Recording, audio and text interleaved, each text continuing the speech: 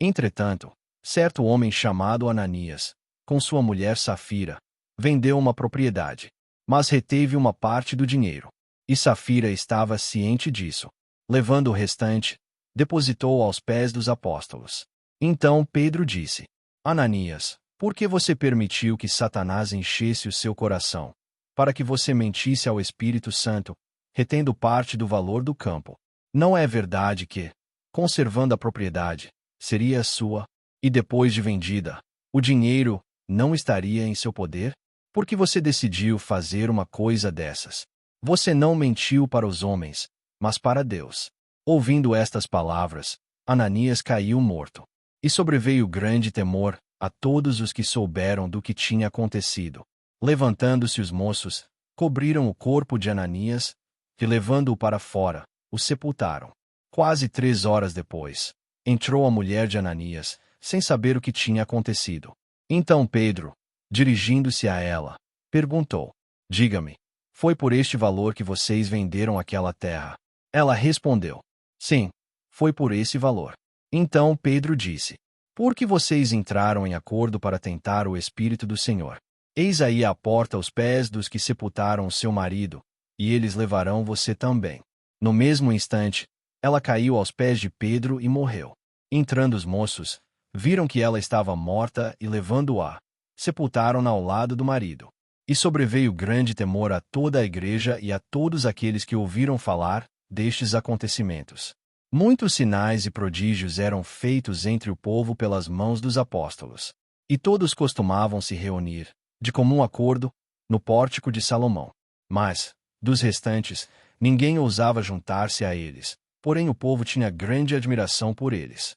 E aumentava sempre mais o número de crentes no Senhor, uma multidão de homens e mulheres, a ponto de levarem os enfermos até pelas ruas e os colocarem sobre leitos e macas, para que, ao passar Pedro, ao menos a sua sombra se projetasse sobre alguns deles. Vinha também muita gente das cidades vizinhas de Jerusalém, levando doentes e atormentados por espíritos imundos, e todos eram curados. Levantando-se, porém, o sumo sacerdote e todos os que estavam com ele, isto é, o partido dos saduceus, ficaram com muita inveja. Prenderam os apóstolos e os recolheram à prisão pública. Mas, de noite, um anjo do Senhor abriu as portas da prisão e, levando-os para fora, lhes disse: Vão ao templo e digam ao povo todas as palavras desta vida. Tendo ouvido isto, logo ao amanhecer entraram no templo e ensinavam. Quando chegaram o sumo sacerdote e os que estavam com ele, convocaram o sinédrio e todo o conselho dos anciãos do povo de Israel e mandaram buscar os apóstolos na prisão. Mas, quando os guardas chegaram lá, não os encontraram no cárcere. E voltando, relataram, dizendo: Encontramos a prisão fechada com toda a segurança e as sentinelas nos seus postos junto às portas. Mas, abrindo as portas, não encontramos ninguém dentro. Quando o capitão do templo e os principais sacerdotes ouviram estas informações, ficaram perplexos a respeito deles e do que viria a ser isto. Nesse momento, alguém chegou e lhes comunicou: Vejam, os homens que os senhores prenderam estão no templo, ensinando o povo. Então o capitão e os guardas foram e os trouxeram sem violência, porque temiam ser apedrejados pelo povo.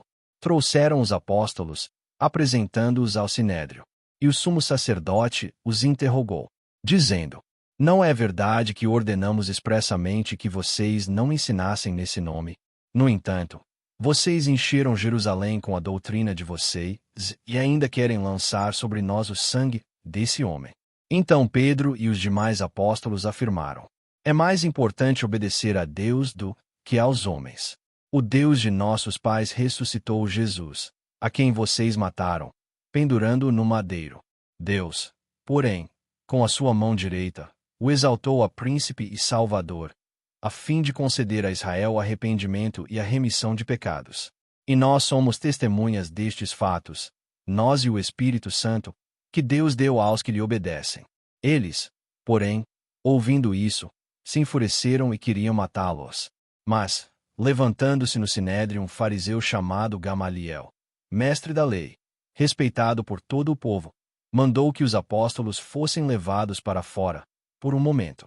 Então disse ao sinédrio: Israelitas, Tenham cuidado com o que vão fazer a estes homens. Porque algum tempo atrás se levantou Teudas, dizendo ser alguém muito importante, ao qual se juntaram cerca de 400 homens. Mas ele foi morto, e todos os que lhe obedeciam se dispersaram e foram reduzidos a nada. Depois desse, levantou-se Judas, o Galileu, nos dias do recenseamento, e levou muitos consigo. Também este foi morto, e todos os que lhe obedeciam foram dispersos. Neste caso de agora, digo a vocês, não façam nada contra esses homens. Deixem que vão embora, porque, se este plano ou esta obra vem de homens, será destruído. Mas, se vem de Deus, vocês não poderão destruí-los e correm o risco de estar lutando contra Deus. E os membros do Sinédrio concordaram com Gamaliel. Então chamaram os apóstolos e os açoitaram. E ordenando-lhes que não falassem no nome de Jesus, os soltaram. E eles se retiraram do Sinédrio muito alegres por terem sido considerados dignos de sofrer afrontas por esse nome. E todos os dias, no templo e de casa em casa, não cessavam de ensinar e de pregar que Jesus é o Cristo.